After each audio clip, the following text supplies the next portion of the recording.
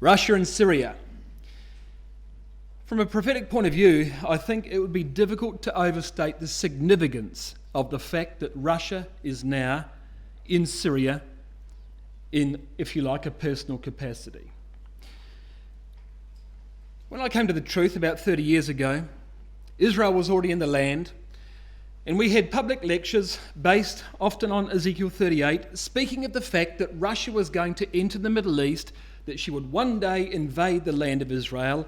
That would be the Battle of Armageddon, World War III, resulting in the appearance of the Lord Jesus Christ publicly to the world. At that time, the prospect that Russia might have a toehold in the Middle East was a matter of faith. Because of the power of the United States and her allies in the latter half of the 20th century, there was almost nothing, it appeared, that Russia could do to get into the Middle East. And various forays that she had into that region, for example, into Afghanistan, were an unmitigated failure. But for the latter half of the 20th century, America was strong. In the first half of the 21st century, everything's changed. Russia's now in the Middle East. It's no longer a matter of faith. It's a matter of sight, because she's actually there, and she's been there for the last 12 months. The Arab Spring first affected Syria in 2011 with demonstrations and a civil war which commenced at that time. Russia, of course, had for long been a supporter of the Assad regime, and she supported that regime militarily, that is, with military contributions. In September of 2015, she moved her own manpower into Syria. Heavy weaponry started to go in there. Concrete was laid in airfields. Her port facilities were built. And all of a sudden now, Russia's in the Middle East, despite what America thinks, despite what America might like to do. She's now there. And despite the fact that Russia says, she's withdrawing or she's pulling back, the question is, she's there, or the point is rather, she's there and she's there to stay. Just to appreciate how significant this is, here's a news article from September last year when these things began to occur. For 70 years, American presidents from both parties have sought to thwart Russian influence in the Middle East. Harry Truman forced the Red Army to withdraw from northern Iraq in 1946. Richard Nixon raised a nuclear alert to deter Moscow from resupplying its Arab clients during the Yom Kippur War in Israel, of course, in 1973. Even Jimmy Carter threatened military force to protect the Persian Gulf after the 1979 Soviet invasion of Afghanistan. Well, what's happening today? She's there, and as I say, she is there to stay, invited no less by the Assad administration. Recent wars in the Middle East have worn down US resolve. Abundant domestic oil supplies in the US have weakened US ambitions and the need to defend access to Middle Eastern oil. The high cost of overseas deployment has reduced US initiatives to get involved in overseas conflicts. In fact, Donald Trump recently suggested that even NATO wasn't as important as it once was. All this means only one thing.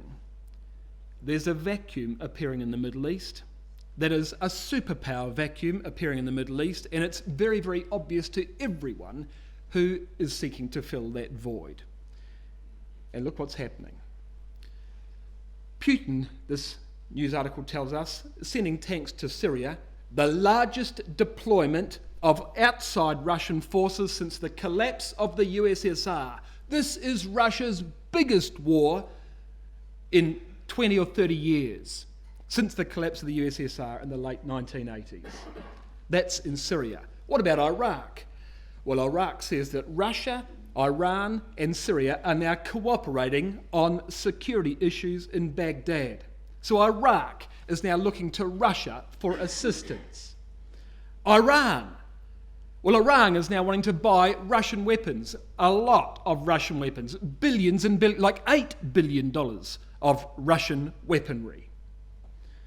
Afghanistan is looking for Russian military hardware. Pakistan is talking to Russia about a new, as they call it, win-win relationship for Russia and Pakistan. And even Turkey wants to heal the breach between themselves and Russia. Interesting headline, don't you think? Russia keeps its friends close and Turkey closer. Now that's a statement we make about our enemies, isn't it? You keep your friends close and you keep your enemies closer. Obviously, that's what the news reporter means by that title. But look at the comment that I've excerpt from the news article itself. Henry Kissinger reminds us that in international relations, states do not have permanent friends or enemies, only interests. Don't be under any illusion. There really is no compatibility between Turkey's interest in the Middle East and Russia's interest in the Middle East. The fact is they need each other for the moment.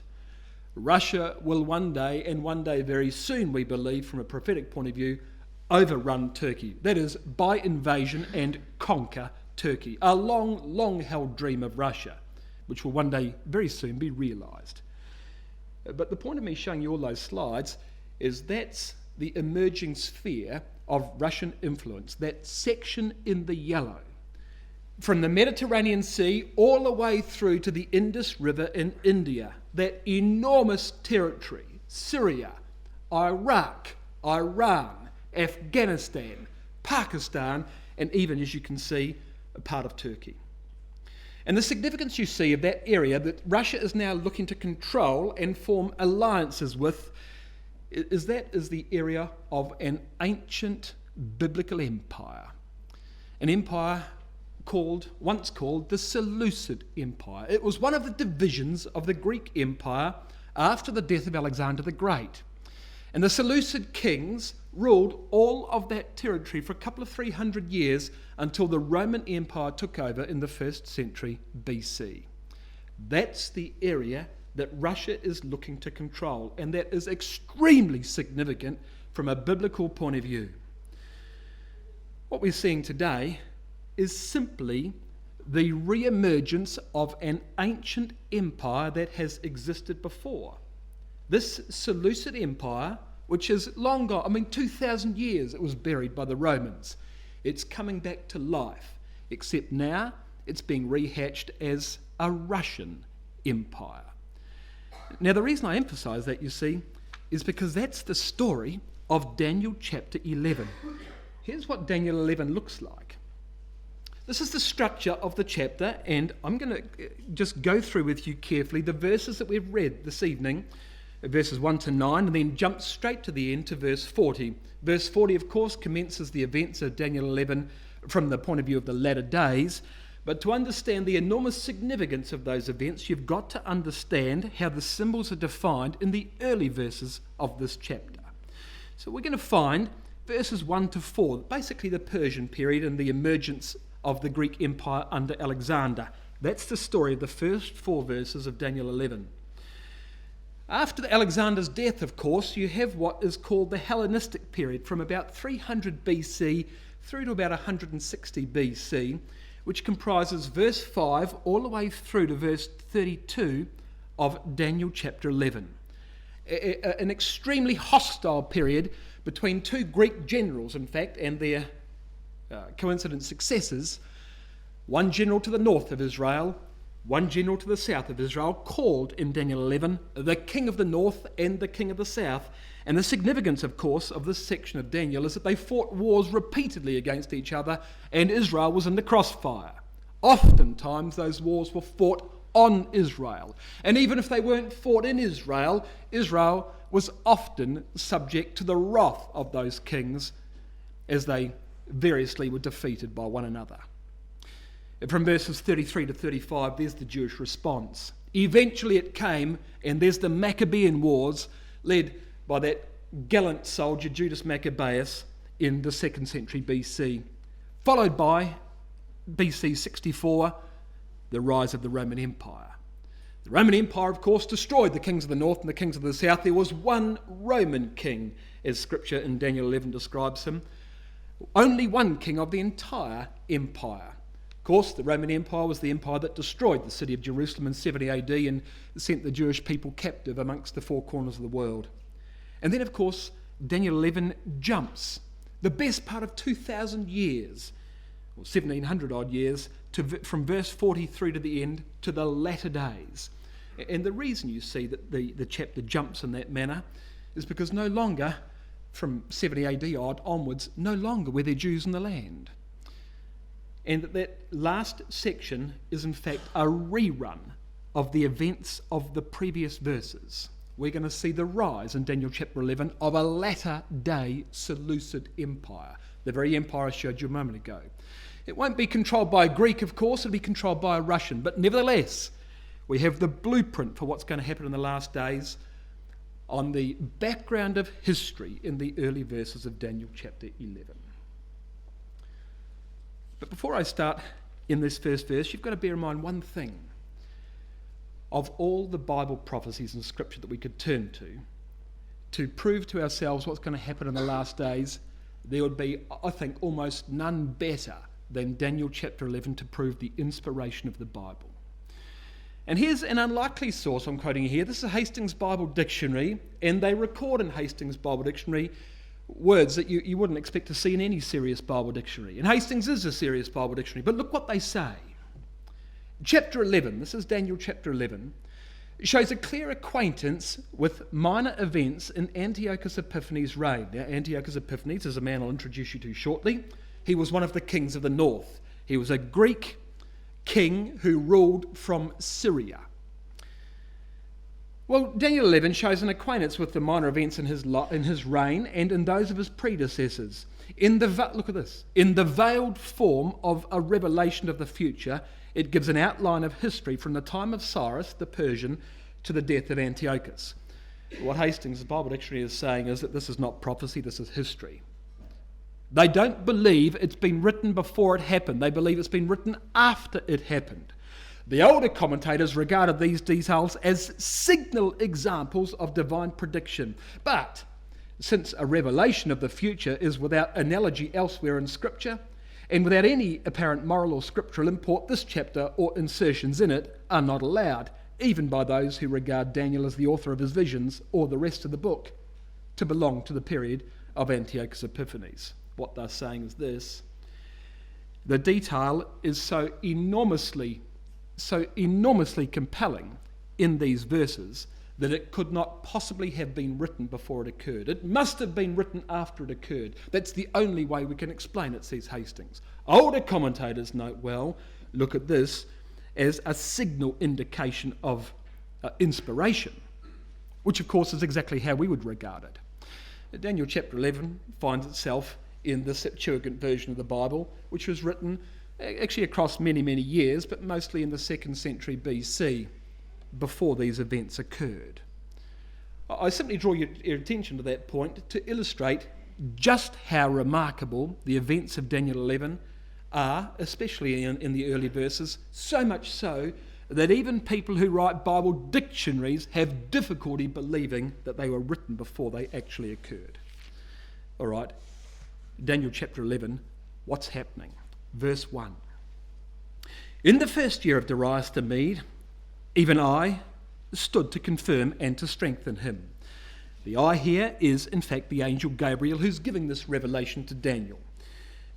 It's Gabriel, you see, who's speaking in chapter 10 and verse 20. He's named, actually, in chapter 8, verse 16 and in chapter 9, verse 21. The first year that he speaks of Darius the Mede, is the year 538 BC, the beginning of the Persian Empire. Well, he says now, verse 2, I will show thee the truth, Daniel. Behold, there shall stand up yet 3 kings in Persia, and the 4th shall be far richer than they all, and by his strength, through his riches, he shall stir up all against the realm of Grecia. So you're simply reading about 4 future Persian kings, the last of whom, the 4th one, the rich one, would attack the realm of Greece, that is, the emerging empire of Greece. The 3 kings that are referred to here in the early lines of the verse are, of course, Cambyses, Smerdis, and Darius Hystaspes, 3 notable Persian kings. The 4th king is the king Xerxes, far richer than they all, of course, inheriting all the combined wealth of the previous empires and massing an enormous force to go and to attack Greece. Xerxes' father, you see, Darius Hystaspes, had himself attacked Greece in 490 BC, and he had lost the campaign at the Battle of Marathon. Well, 10 years later, he died a few years later, and he begged his son Xerxes to finish what he had failed to conclude. Well, 10 years later, in 480 BC, Xerxes invaded Greece with, if Herodotus can be believed, 5 million men, crossed the Hellespont, goes towards Athens. The population of Athens was terrified, so they fled the city. Xerxes was looking for a conflict. He never got the conflict. I mean, he couldn't at least take the city of Athens because there were no defenders. He knew that as soon as he left, the Greeks would simply return, so he burned the city down to the ground, razed it to the ground, so infuriating the Greeks, I might say, that they forever after swore revenge. And every Greek mother hoped to bear a great Greek general who would one day take vengeance upon the Persians for what they'd done to Athens. And so it happens in verse 3. The response to Xerxes, the record now jumps 150 years amidst the rest of the Persian kings and goes straight to the Greek response. Verse 3, a mighty king shall stand up that shall rule with great dominion and do according to his will. This is the rise of Alexander the Great. How do we know it's Alexander the Great? How do you know verse 3 is talking about the Greeks and not just another Persian king? Well, look at verse 4. And when he shall stand up, this is the mighty king who shall stand up in verse 3. When he shall stand up, his kingdom shall be broken and divided toward the 4 winds of heaven. There's the Greek Empire, you see. Daniel chapter 7, a leopard had 4 heads, 4 wings on its back. Here's the Greek Empire divided into 4 quarters, if you will, after the death of Alexander.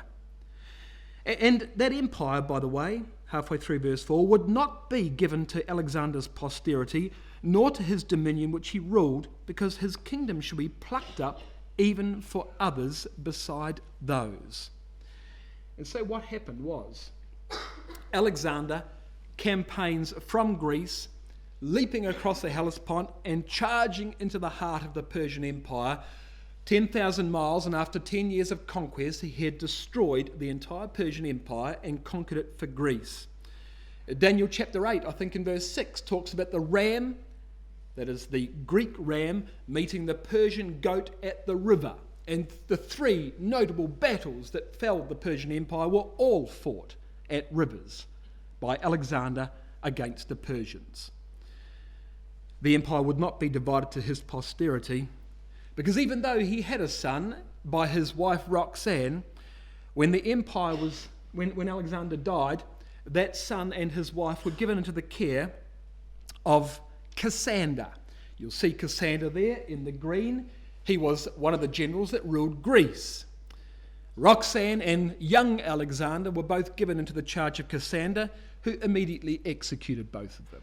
There was no intention by the Greeks to let Alexander have any progeny that would rule that empire. And what began as 6 eventually whittled themselves down to the 4 generals who now we know from history: Cassander, Lysimachus, Seleucus and Ptolemy. Seleucus and Ptolemy between them are, in the words of Daniel chapter 11 and verse 5, the king of the north and the king of the south. That is north and south of Israel. You see, God's not interested in history just for the sake of it. This chapter is particularly focused upon the Jewish people and the events of the Jewish people. And so you read, for example, in verse 16 of the glorious land, or verse 28 of the holy covenant, or verse 31 of the sanctuary. It's all about the nation of Israel, you see. And therefore, we've got 2 kings. Of the 4 kings of the Greek Empire, only 2 are important in this chapter. The other 2 are ignored completely. It's only that king that was north and that king that was south of Israel, because they fought against each other over the land of Israel, that Rada mentioned in this chapter. Now I'm just going to walk with you slowly through verses 5 to 9.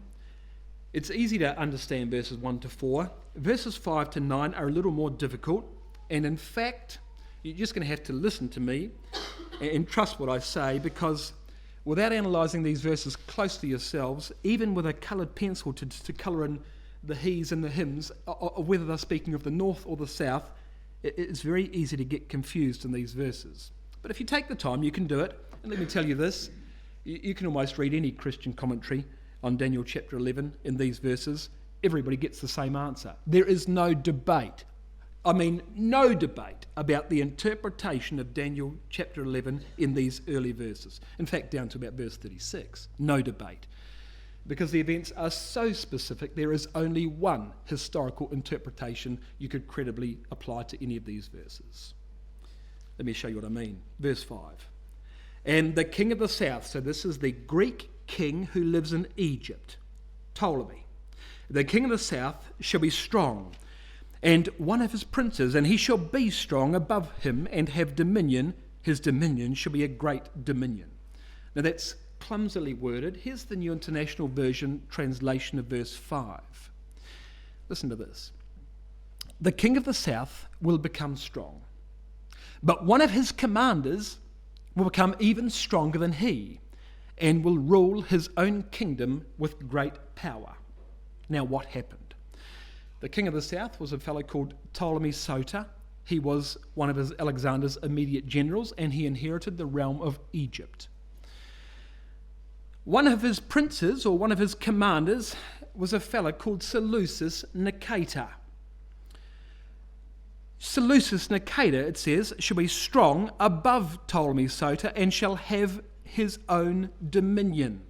Seleucus Nicator was destined to become the king of the north, ruling the northern, if you like, quarter of the Greek Empire from Syria, eventually from Syria. In the early years after the death of Alexander, as I said before, the generals fought. They began as 6, they whittled themselves down to 4. Seleucus Nicator inherited, therefore, Syria and Babylonia after the result of that conflict. And here's a confusing verse, verse 6. And in the end of years, they shall join themselves together. That is, the north and south are going to join themselves together. For the king's daughter of the south shall come to the king of the north to make an agreement. So this is a marriage contract to seal peace between these two Greek states. But she shall not retain the power of the arm, neither shall he stand nor his arm, but she shall be given up, and they that brought her, and he that begat her, and he that strengthened her in these times. Now you'll believe me when I say the hers and the he's and the hims are all, sometimes it's the north, sometimes it's the south. What do you make of that? Well, here's the story of verse 6. It says, at the end of years, they shall be joined together. That is, in the year BC 255, 58 years after Seleucus Nicator took over as king of the north, the northern kingdom is now in the hand of Nicator's grandson, a fellow called Antiochus Theos.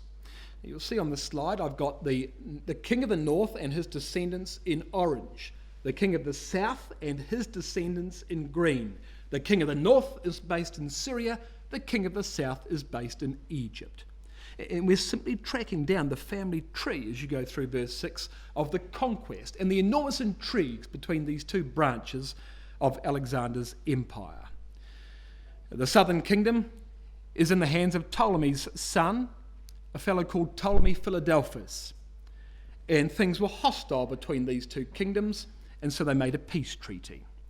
The king's daughter of the south, if you look at the screen, is Berenice. And she comes to the king of the north, it says. The king's daughter of the south shall come to the king of the north to make an agreement. It was agreed that Antiochus Theos from the north would put away his wife, Laodice, who's given her name to which city? Laodicea. And he would marry Berenice. But she shall not retain the power of the arm.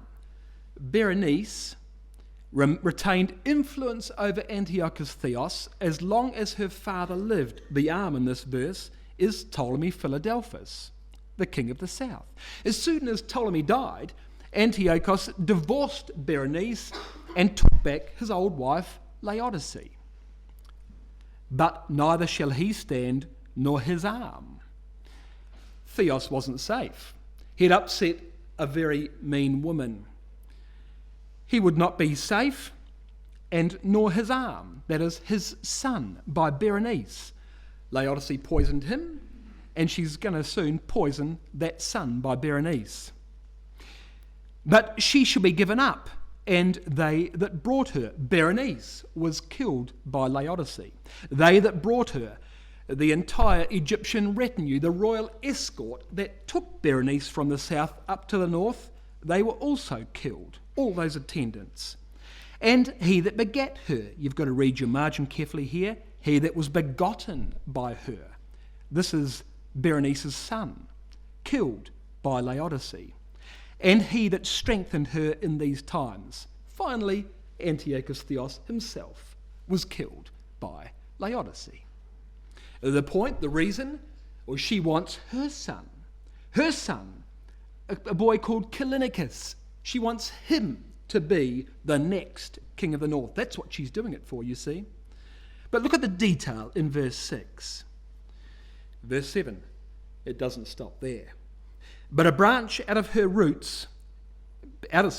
branch of her roots shall one stand up in his estate, which shall come with an army, and shall enter into the fortress of the king of the north, and shall deal against them, and shall prevail.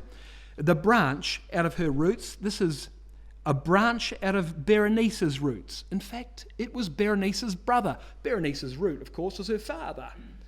Berenice's brother now takes vengeance upon the king of the north for the death of his sister. Ptolemy Euergetes attacks Syria in a combined land and sea battle against two cities, against the land capital of Antioch and the sea capital of Seleucia. Both cities surrender. Laodice is captured and she is killed. Verse 8. And the king of the south now shall carry captives into Egypt, their gods, their princes, with all their precious vessels of silver and gold. And he, the king of the south, shall continue more years than the king of the north. So the south has an enormous victory, you see, over the north, in revenge for the north breaking the treaty between them, the peace treaty between them, at the execution of Berenice. It says at the end that he, that is the king of the south, shall continue more years than the king of the north. The king of the north, Seleucus Callinicus, died in 226 BC. The king of the south, Ptolemy Euergetes, died 5 years later in 221 BC. And so verse 9, the king of the south shall come to his kingdom and shall return to his own land. Now, I don't expect you to remember any of the detail of that. My point is simply this. That's the power of inspiration. That was written before the history occurred. And look at the enormous detail you've got in these first, 9 verses now of Daniel chapter 11. Enormous detail, unprecedented detail in the rest of Scripture.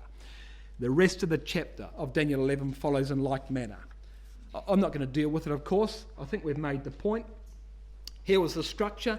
We've just done verses 5 to 9, the beginning of the Syrian wars.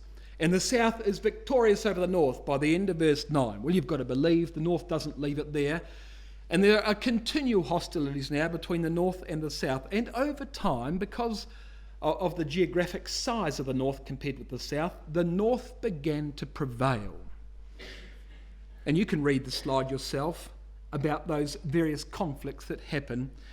By the time you get to verses 21 to 32, the enemy of the Jews, we've called it, the most notorious king of the north, arises and wreaks havoc upon the Jewish people. He was a man called, anybody know what he was called, by the way? Antiochus Epiphanes. Antiochus Epiphanes. Epiphanes meaning the revelation of God, or the manifestation of God, because you see, he thought he was a god. Antiochus Epiphanes, because of his conduct against the Jewish people, provokes, verse 33 to 35, the Maccabean revolt against him, against the Greek overlords. Remarkable. In fact, let me tell you just how powerful Epiphanes became. he was about to destroy the king of the south. And history records the fact that Epiphanes had successive military victories against the king of the south, and the king of the south could see the writing on the wall, and he knew he was going to be destroyed by the king of the north. Well, what does the king of the south do? He immediately appeals to Rome. Rome, of course, by this stage, we're about 160 BC, Rome is the emerging world power. And Egypt appeals to Rome for assistance. The day came that Antiochus Epiphanes marches down the coast of Palestine and comes up to the gates of the capital of the king of the south. He's taken everything, and he's about now to take Alexandria in Egypt. And he gets within 1 mile of the city with an enormous army about to besiege Alexandria, and he's met by a delegation of Romans, just a small delegation. And he knew these Romans. You understand, these are pretty civilized people. Antiochus Epiphanes had been to school in Rome. Rome was a powerful city, even in the Greek Empire. And so he knew the man that came face to face with him outside the gates of Alexandria, a Roman called Popilius Lanus. And Lanus says to Epiphanes, he says, "What are you doing?" "Not nice to see you." He said, "What are you doing?" He says, "I'm going to, destroy Alexandria." He says, "There's the problem there. You're not going to do that." He says, "Really? I'm not going to do it. Why is that?" He says, "Because, you see, we have an agreement with the Egyptians. You understand the Egyptians? These are Greeks. They're listed like Cleopatra, Egyptians. Greeks living in Egypt. We've got an agreement with them," says the Roman. "What's that?" "Well, you see, anybody who attacks them attacks Rome. So if you want to go and attack Alexandria, be my guest, but you understand you're immediately at war with Rome." Now, that was a problem because Rome could defeat Epiphanes. Epiphanes' answer, "Well, all right, I'll have to consult my generals." At which point, Popilius Lanus picks up a stick and walks around him and describes a circle around him in the sand and says, "No problem, talk to them all you like, but make your decision before you leave that circle." Which has given rise to the saying that we have, a line in the sand. Antiochus Epiphanes could not contest the power of Rome. He was so furious that on his way back up to Syria from Egypt, he vented his spleen on the city of Jerusalem, offered pigs in the temple, and you can see, provoked in the Maccabean Wars, slew thousands of Jews, because he was furious at having been foiled in his planned conquest of the king of the south.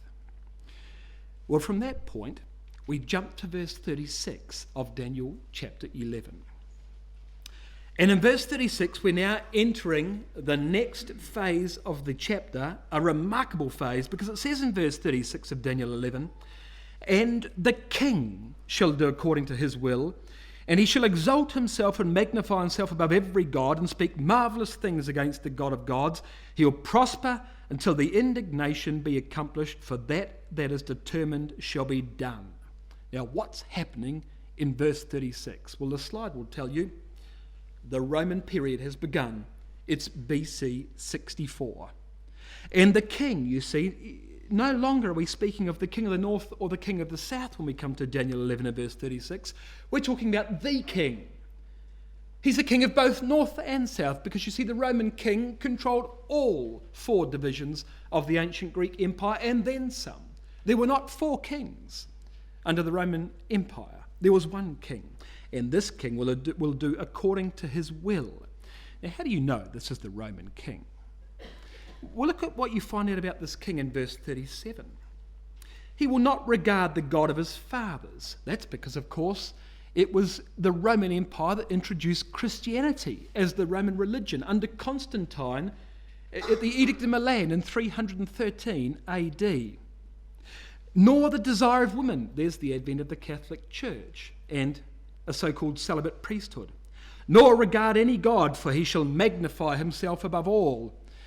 2 Thessalonians 2 and verse 4, he shows himself that he is God. No regard for the God of the Bible. He stands as God on earth by himself. So here's the advent of Catholicism and its companion, Eastern Orthodoxy, based in Constantinople. The Roman Empire that arose captured those 4 Greek kingdoms. Greece fell in 168 BC. Asia Minor, bequeathed to the Roman Empire by Attalus III in 133 BC.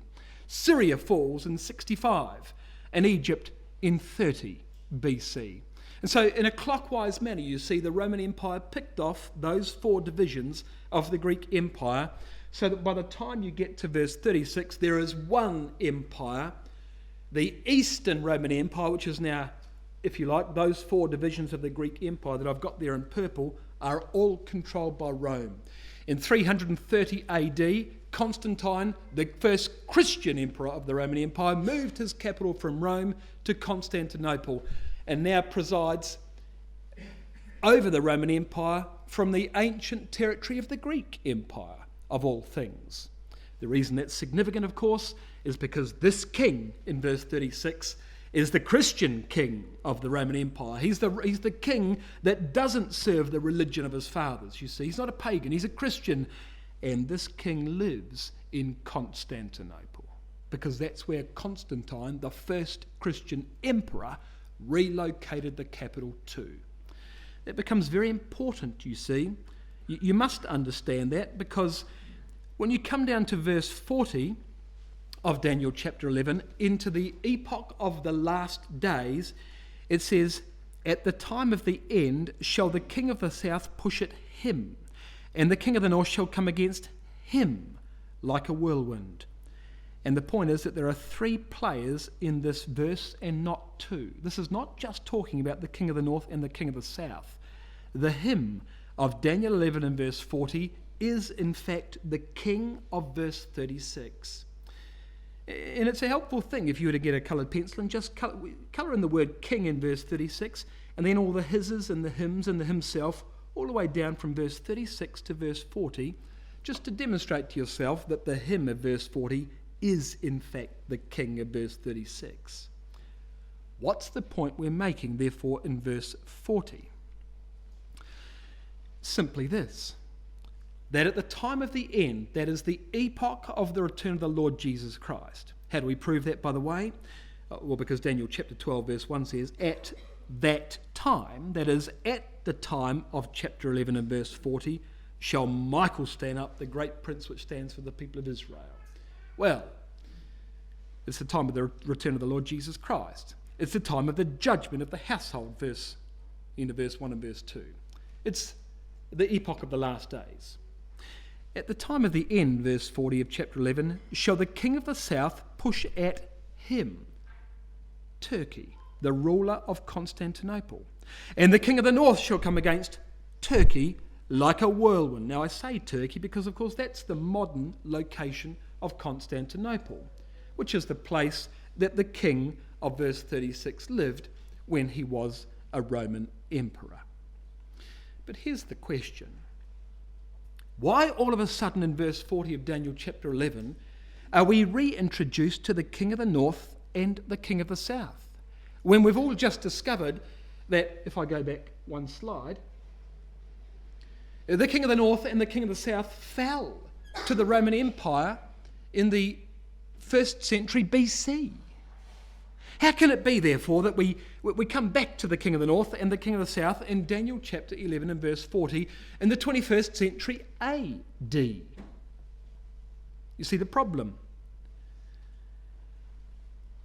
It says in verse 40 that the king of the south shall push at him, and then the king of the north shall come against him. What we're reading here is a conflict between the north and the south against Turkey. At the time of the end, many, many centuries after the fall of the ancient Greek Empire, what you're simply being told is from verse 40 through to the end of Daniel chapter 11, we've got a rerun of history. We've got an ancient conflict that is resurrected. And the powers of the north and the powers of the south are at it again, just like they were in ancient times. Now let me tell you some history. The Roman Empire controlled Turkey from its capital Constantinople for many, many hundreds of years, until 1453. And in 1453, Constantinople fell to the Ottoman Turks. It was overrun by an Islamic empire, if you like, and it became from that point the Turkish Empire. Turkey controlled Greece, she controlled Egypt, she controlled Palestine, she controlled Babylonia. In fact, all the areas of the ancient Greek Empire, most of that area there in purple, was now controlled, and beyond, to the east, was controlled by the Turkish Empire. It was no longer Christian, it was Muslim. But Revelation 16 and verse 12 had said that Turkey would eventually dry up, and so she did, from the 19th century.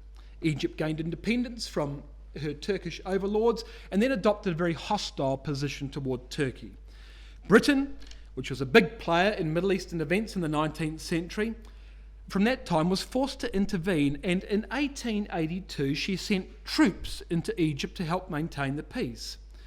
She needed to do that, you see, because in 1875 Britain became a majority shareholder in the Suez Canal Company, and so she had major economic interests in Egypt, and the last thing that she wanted the Pasha of Egypt to do was to go and have a war with Turkey and lose Egypt to Turkey, and therefore lose Britain's investments. So she goes in for selfish interest. Now, Britain stayed, of course, in Egypt until 1954, when Abdel Nasser kicked her out in favour of the Russians.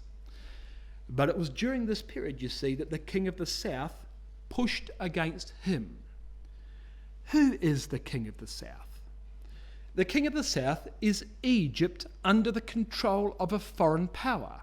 When the Greeks control, this is Egypt under the control of a foreign power, I say, as opposed to being under Egyptian control, as opposed to having self-determination. When Egypt was under the control of the Greeks, she was the King of the South. When she's under the control of the British, she's the King of the South. If the Greeks leave, or if the British leave and Egypt has got sovereignty, she's just called Egypt. That's how Bible prophecy describes her. And I make that point because you'll see in verse 40, Egypt is described as the King of the South. It must be Egypt, by the way, because that's how it's described in verse 5 of this chapter. We've got to be consistent. Whereas you'll notice that in verse 42 and verse 43, Egypt appears under the name Egypt. She's no longer called the King of the South. And the reason for that is very simple. When Egypt was controlled by Britain, she attacked the Turkish Empire. It happened in World War I. And the Turkish Empire dried up, and Britain confiscated, if you like, Palestine from the Turkish Empire, and by various means through the League of Nations gave it to the Jewish people. Balfour Declaration, you recall. Subsequent to that, Britain left Egypt. So Egypt is no longer the King of the South after 1954. She is just Egypt, and that's why she appears as such in verses 42 and 43 of this chapter. Here's the interesting thing. This is Brother Thomas, many, many years before any of these events happened, writing in Elpis, Israel in about 1840, 1860. The lion power, this is the British, will not interest itself in behalf of the subjects of God's kingdom from pure generosity, piety toward God, or love of Israel. Britain is not interested in Israel because they love the Jews. Not really. You know what Kissinger said? Nations don't have friends, they only have interests. Britain's interested in Israel, not in the Jewish people. God, who rules the world and marks out the bounds of habitation for the nations, will make Britain the gainer by the transaction. He will bring her rulers to see the desirableness of Egypt, Ethiopia and Sheba, which they will be induced by force of circumstances probably to take possession of. He wrote that before Britain entered Egypt in the 1880s. He says Britain's going to enter Egypt. He got it right, didn't he? They will, however, before the Battle of Armageddon, be compelled to retreat from Egypt and Ethiopia, because the King of the North shall, the King of the North shall stretch forth his hand upon the land of Egypt, which shall not escape. The record does not say that the King of the North shall stretch forth his hand upon the King of the South. It says he'll stretch forth his hand upon Egypt, which means that Egypt has got self-government again prior to Armageddon. So what Brother Thomas said by 1860 was Egypt is going to be occupied by Britain, but Britain will leave Egypt prior to the Battle of Armageddon. How's that for careful Bible reading? Careful enough, I might say, to put it into print and publish it to the world. So pretty convinced of this position. Excellent interpretation of Scripture, don't you think? Well, First World War fulfilled the first, let's call it third, of verse 40 of Daniel chapter 11. At the time of the end shall the king of the south, Egypt, under the control of a foreign power, Britain, push at Turkey. We're sitting right now on the colon of verse 40 of Daniel chapter 11 and waiting for the time when the king of the north shall come against Turkey like a whirlwind. Now, who is the king of the north? Well, if I was to put Daniel chapter 11 up against Ezekiel 38, which I dare say everybody in this room has done before, you'll notice that we're basically talking about two battles which are parallel battles. The geographic origin from the north, from the uttermost parts of the north in Ezekiel 38, is the king of the north, that is north of Israel in Daniel 11 and verse 40. In Ezekiel 38, you've got this northern confederacy, both with hostile intentions against the land of Israel. The time of the conquest in Ezekiel 38 is the latter days. In Daniel, it's the time of the end. The point being the time of the epoch of the return of the Lord Jesus Christ.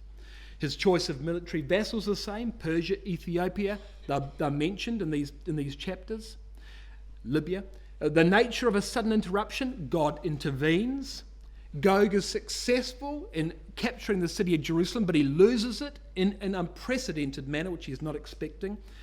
And then, of course, his ultimate rout and defeat spoken of in Ezekiel 38 and in Daniel 11.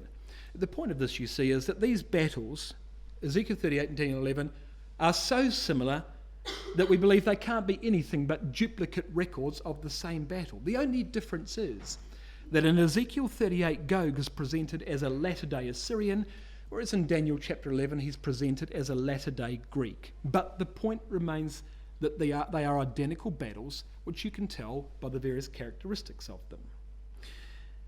But you understand what this means.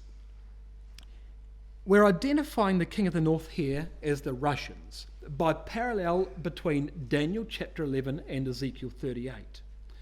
But as far as Daniel 11 is concerned, the king of the north has got nothing to do with Russia. The king of the north is an ancient territory described between Syria, Iraq, Iran, Afghanistan, Pakistan. That territory, which was once occupied by the ancient Seleucid northern Greek king. What that simply means is that in order to fulfill the precise language of Daniel 11 and verse 40, Russia must take this area prior to commencing her assault into Israel. In fact, let's be careful. Russia must become the king of the north, point 1. Then she must attack Turkey, point 2, because the king of the north pushes at him. Then she must attack Egypt, point 3, because that's what happens by verse 42.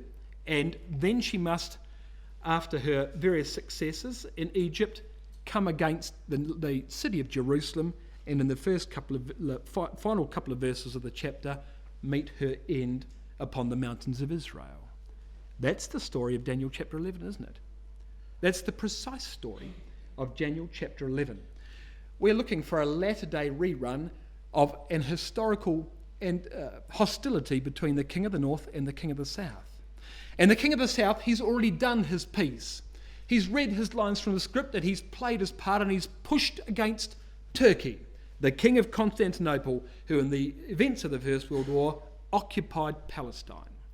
We're now waiting for the king of the north, a foreign power in control of that yellow territory, a foreign power which we identify as Russia from Ezekiel 38 by parallel between these two chapters, to come against the land, or to come against the Turks, the him of verse 40, and then Egypt, and then into Israel, where he meets his end, as the last 4 or 5 verses of this chapter conclude.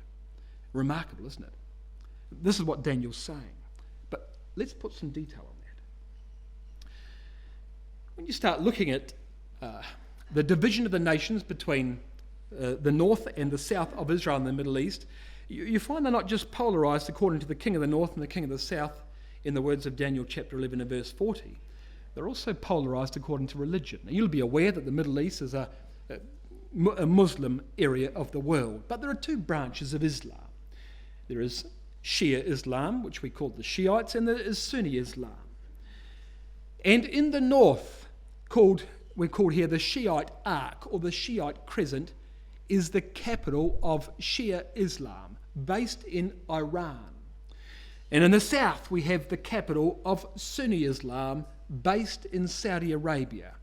And can you see that the ancient territory of the King of the North is fundamentally Shia Islam, whereas the ancient territory of the King of the South is fundamentally Sunni Islam. Now that's a very powerful point to appreciate, because prior to the Arab Spring and problems happening in the Arab world, the Arabs talked about a pan-Arabian empire, where Muslims would get together, perhaps oust the nation of Israel from their land, and form a great empire between them. Ezekiel 38, however, requires that the Arabs, or that the Muslims in the Middle East, be split into two groups. That Persia would be on one side, and that Sheba and Dedan would be on the opposite side. Persia would align herself with Gog, with Russia, Sheba and Dedan with the lion power of Tarshish and the young lions of the Commonwealth and associated countries. That's exactly what's happened, because look, Persia is Shiite. Sheba and Dedan, this is Saudi Arabia, Yemen, they are majority Sunni. So the Muslims of the Middle East are pulling apart, you see, in exactly the way we would expect, in what in fact is a north-south divide, but exactly as we would expect from Ezekiel chapter 38. Remarkable, quite remarkable. Dividing themselves according to religious lines between the King of the North and the King of the South in preparation for this final conflict. Remember this? It's a long time ago now. It was quite remarkable, the American elections of the year 2000, when George Bush, this is George Bush Jr., got in for his first term. It appeared as though Al Gore was likely to be a better presidential candidate than George Bush.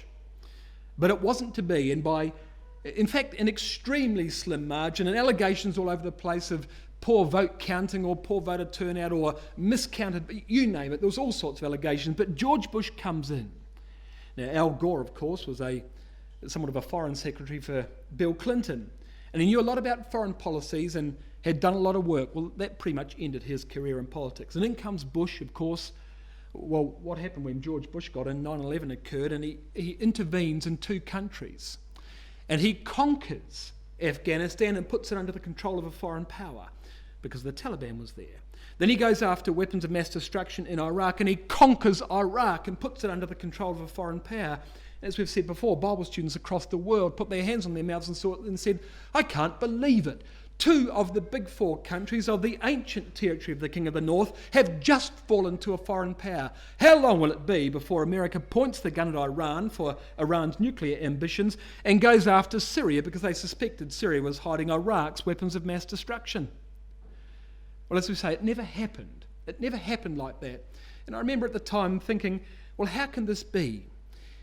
What we expect to see from Bible prophecy is that those countries all become occupied by a foreign power. That's the only way they can be called the King of the North. By parallel with Ezekiel 38, that foreign power must be Russia. If America owns two of the big four today, how is she going to ever give them to Russia? Well, I looked at it at the time and I thought perhaps the answer is that America's going to get embroiled in wars. The wars have become too complicated. She'll get the United Nations in. Russia's got veto power on the United Nations. Perhaps Russia will come in through that avenue. And all of a sudden, Russia finds herself in control of those countries. And perhaps that's how Russia becomes the King of the North. It's very hard to predict how things might occur. And extremely hard to have predicted that. It wasn't through the United Nations that Russia was going to become the inheritor of that ancient Seleucid territory. When America left Iraq, she left it, frankly, in chaos. I mean, she left it under control, but the rulers of Iraq weren't in a fit state to run the country. One thing led to another, and there was a Sunni uprising in Iraq. ISIS took over, and all of a sudden, the world's threatened by a major, competent, and powerful terror organisation. That's what's brought Russia in. That's why everybody wants to talk to Russia. America's sick of fighting wars. They're a long way from home. Frankly, if ISIS gets out of control of the Middle East, it's not immediately likely to affect America. I mean, they're not going to jump in boats and go to America. But it is immediately likely to affect Russia. Various Chechen rebels are strong supporters of ISIS, and Russia's already had to deal. This is on Russia's back door. She's got an urgent interest in getting involved here, and therefore she's talking to who? Syria, Iraq, Iran, Afghanistan, Pakistan, Turkey. How do we address this problem? Now, it's all about self-interest for Russia. There's no question. And everybody's in this discussion for what they can get out of it. But this is what's happening. And my point is, ISIS will never be the world power they plan to be, but they are the catalyst that has brought Russia into the arena and will make her the king of the north. Now, I might even be overreaching and saying that by oversimplifying the point, but you can see that what ISIS has done is brought Russia into power in these countries, occupying the vacuum that America is leaving because they've got an urgent interest to address this problem themselves. So it makes complete sense for Russia to get involved in more than one way. They need to address the ISIS problem. They're also very interested, very, very interested in reforming an empire, which they once were. Now let's make it clear what we're saying.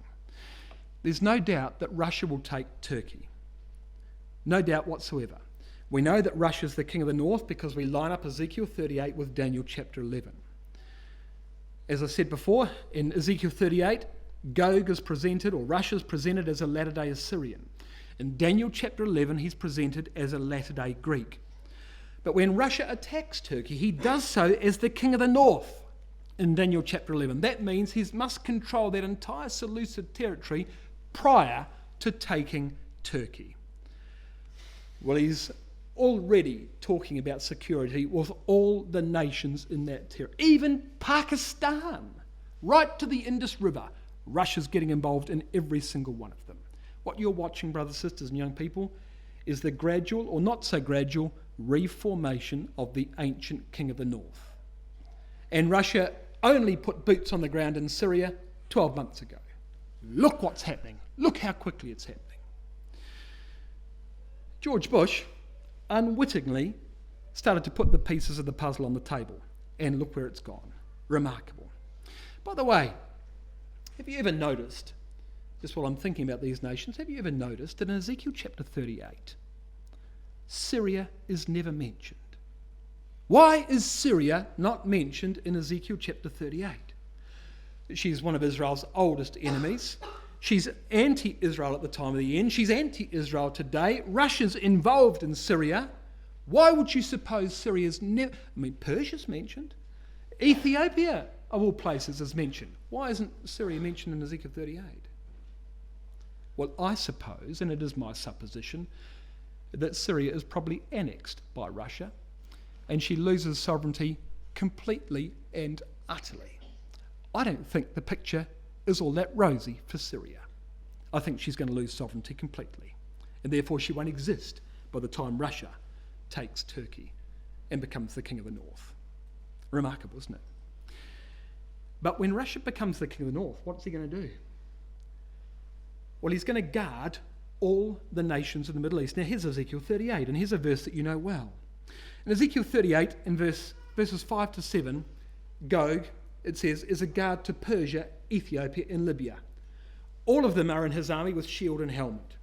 Gomer with all his bands, the house of Togarmah, the north quarters, so France, Turkey, and all his bands, many people with thee. Be thou prepared, prepare thyself, thou and all thy company that are assembled unto thee, and be thou a guard to them. So he's going to go into these countries to look after them. He's going to go there with security as his main ambition as he puts all the pieces of the puzzle together and reforms the ancient king of the north. That's what he's going to do. And then what happens? He invades. And he invades in Daniel 11 and verses 40 to 45. Let me tell you this. In a classic rerun of the ancient invasions of the king of the north. He invades as the latter-day Greek in exactly the same way as the former-day Greeks did in the early verses of this chapter. Let me show you what I mean. in verse 41. He enters into the glorious land. So this is the land of Israel. Now Russia does not go into Israel to take Israel.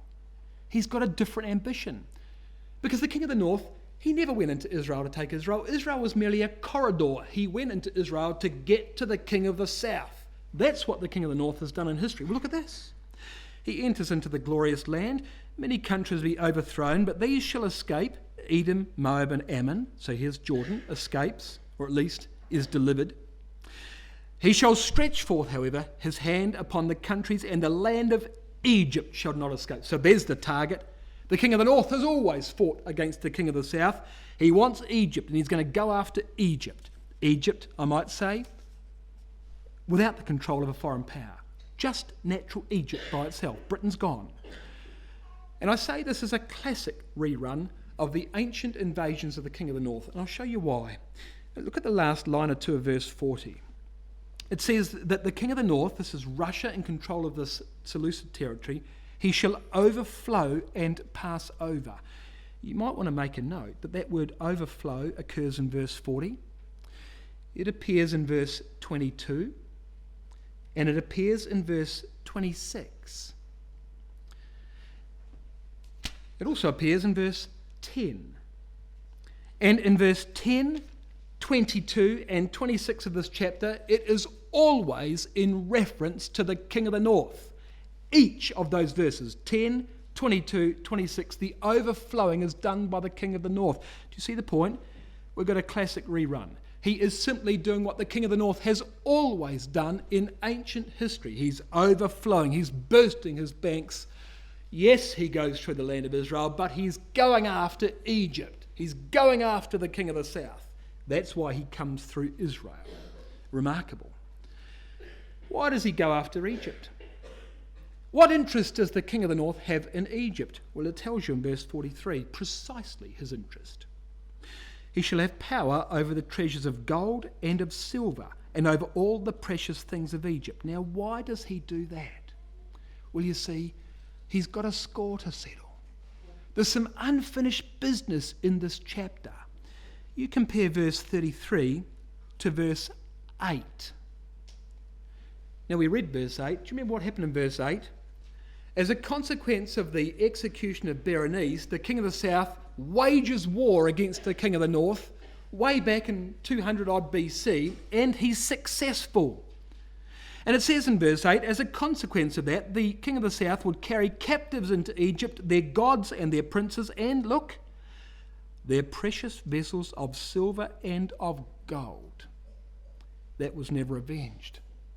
That was never avenged. All that money that the king of the south confiscated from the north and took into Egypt, the north never ever got back in all of these verses until verse 43. And down he comes in verse 43, the king of the north now, going into Egypt after the treasures of gold and silver and the precious things. That's the rejoinder to verse 8, you see. It is a classic king of the north reprisal in the closing verses of Daniel chapter 11. Remarkable, isn't it? Settling an old score. And he goes to Egypt and he's successful this time. He doesn't get within a mile of Alexandria and get turned around. He vanquishes Egypt. He destroys Egypt and he takes it. Finally, the latter-day Greek does what Antiochus Epiphanes could never do because of the Romans. And having conquered Egypt, then he does exactly what Antiochus Epiphanes did do. Verse 44, tidings out of the east and of the north shall trouble him. Therefore he shall go forth with great fury to destroy and utterly make away many, just like Epiphanes did when he retreated from Egypt barehanded. And he shall plant the tabernacles of his palace between the seas, and the glorious holy mountain goes straight after the city of Jerusalem, just like Antiochus Epiphanes did. But he will come to his end, and none shall help him. But here's the interesting thing as we close. Russia will invade Israel in a classic copy of the ancient Seleucids, but that's not all. Daniel chapter 2 tells us the confederacy of their last days will be united by iron. And in the image of Daniel chapter 2, iron speaks of Rome, and the latter-day vestige of the Roman Empire, the only portion of Romanism that still survives, is of course Roman religion. So it'll be Catholicism that unites Eastern and Western Europe and allows the image of Daniel chapter 2 to stand upon its feet. Joel 3 verse 9 says this: proclaim war. Proclaim this among the Gentiles, prepare war. And if you look carefully at your margin in Joel 3 verse 9, you'll say it doesn't mean prepare war, it says sanctify war. Once again, as in Daniel 2, there are religious overtones to the final conquest of the latter days. Epiphanies means, Antioch's Epiphanies meant God manifest. Religious overtones in even the name of the King of the North. In fact, so ridiculous was Epiphanies, and so self-possessed was he, that the people of his day called him Epimanes, meaning mad one, but his name was Epiphanes. What's the point? The point is, this is not just the last invasion of the King of the North. This is in fact the last crusade. You must understand that when the pan-European army is finally formed with the blessing of the papacy, Eastern and Western arms of the Roman Empire unite and they come bound for the land of Israel. It will be to liberate what? The second holiest city in Catholicism, won't it? To liberate them from the Jews. To remove the Muslim problem that these crusades of the 11 and 1200s failed to address. And to finally plant his tabernacle upon the holy mountain, and he will be successful. Nothing will be able to stop him. Can you see, therefore, in all of that, how ISIS really is a sideshow? Here's the main event. It's a classic rerun of an ancient battle between the King of the North and the King of the South, and finally the King of the North is successful. Finally takes Jerusalem, finally takes Egypt, finally expels the Jews from the land, as Zechariah chapter 14 says, and he thinks he's just built the empire to last for a millennium. But God intervenes and he comes to his end in an unmitigated fashion and is destroyed by the end of Daniel chapter 11. Aren't we living in remarkable times? All the nations have been gathered together for war. Everyone's playing their part. The major players on the stage have already taken their positions on the stage. They're simply reading their lines from the prophetic script. This is exactly what's going to happen. And if we are right, brothers, sisters and young people, that the Battle of Armageddon, as Brother Dom said, is 10 years after the return of the Lord Jesus Christ to judge the household, then it appears to me as though Christ's return is extremely, extremely near. I mean, he's at the door, isn't he? And judgment, therefore, is about to begin at the house of God.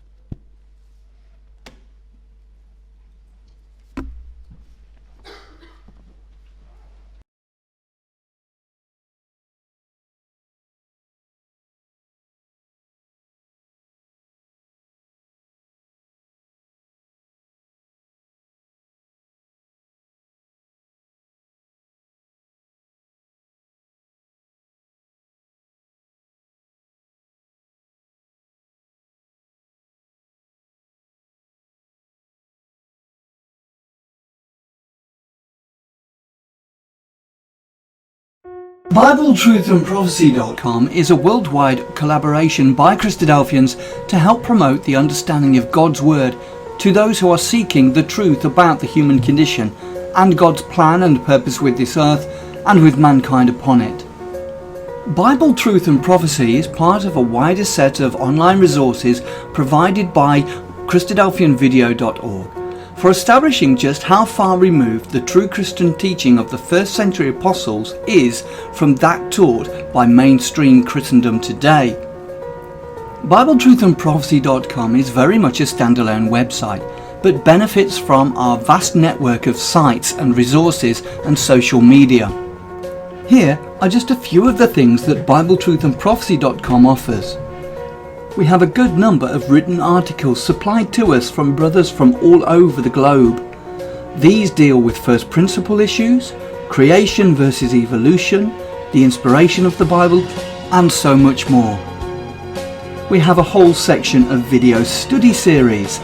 These are studies that have been posted onto our YouTube channel, but because of the difficulty of the search feature within YouTube, we have chosen to host on Bible Truth and Prophecy.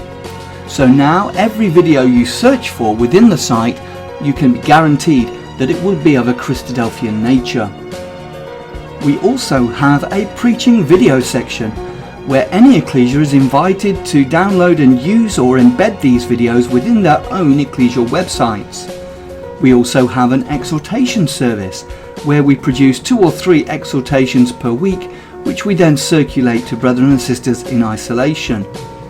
We also have an ever-growing list of approved Christadelphian sites.